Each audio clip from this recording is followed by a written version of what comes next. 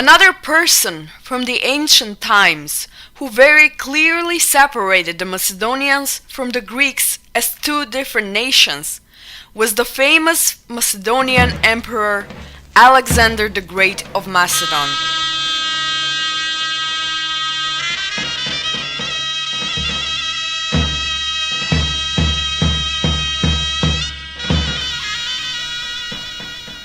In today's time, some extractions are preserved from his letters and speeches that were published by the ancient historian Arrian. Arrian took these materials from the historical work dedicated to Alexander, written by Alexander's general Ptolemy, that today is preserved only in fragments. Arrian transmits the speech that Alexander the Great of Macedon made in front of his officers when they decided not to follow him through the final conquering of India, but wanted to go back home instead.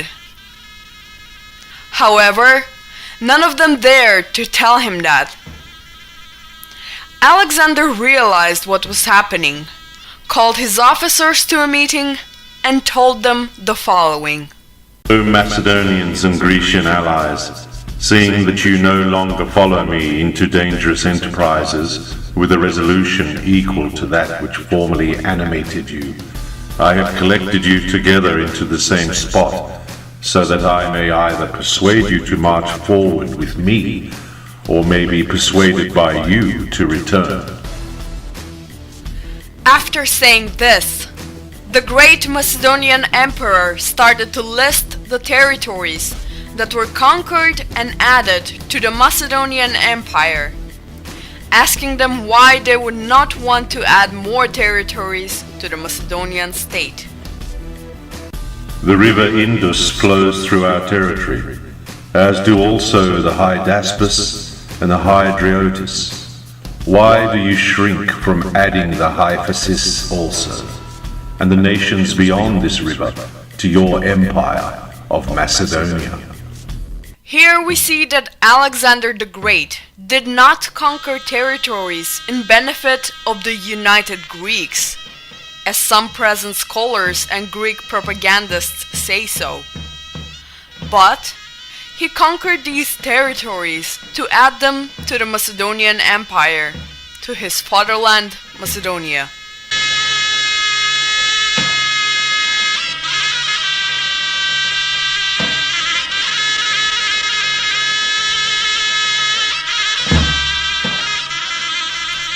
Furthermore, Alexander the Great said, I will also demonstrate, both to the Macedonians and to the Grecian allies, that the Indian Gulf is confluent with the Persian and the Hyrcanian Sea, so the whole of Asia will belong to us, and the limits of our empire will be those which God has made also the limits of the earth.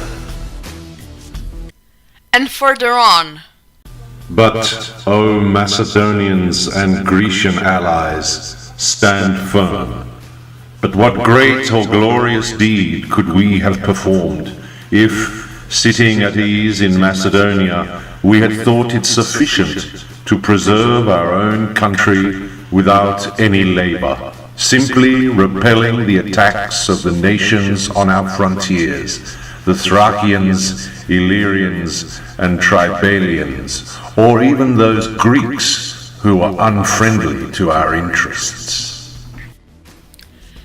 in this speech, preserved from the ancient historian Arrian, who took it from the lost historical work of Ptolemy, we can see that Alexander the Great himself made a clear difference between the Macedonians and the Greeks as two different nations.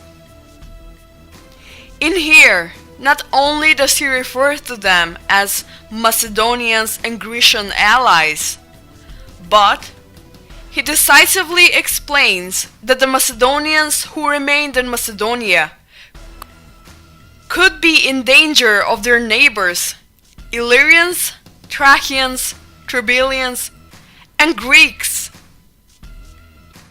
Alexander the Great of Macedon also clearly distinguished the Macedonians from the Greeks in his letter which he sent to the Persian king Darius as a response to his peace offering.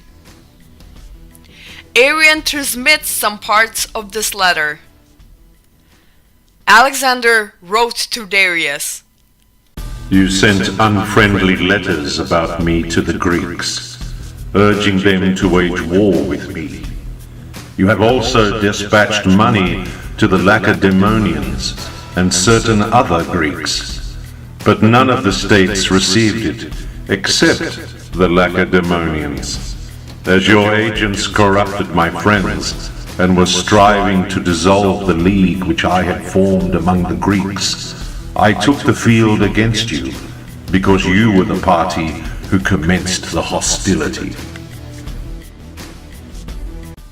It is rather obvious that Alexander treated the Greeks as a foreign nation, a nation to whose representatives the Persians sent unfriendly letters against Alexander. It is well known that the Lacedaemonians, Spartans, were the only Greeks who successfully opposed the Macedonian hegemony. Here we can see that Alexander himself claims that this was because they were paid with Persian money. Because of this, it is really unclear how can today's Greek historiography and propaganda, as well as pro-Greek authors from other countries, treat Alexander as a Greek, when he himself clearly separated the Macedonians from the Greeks.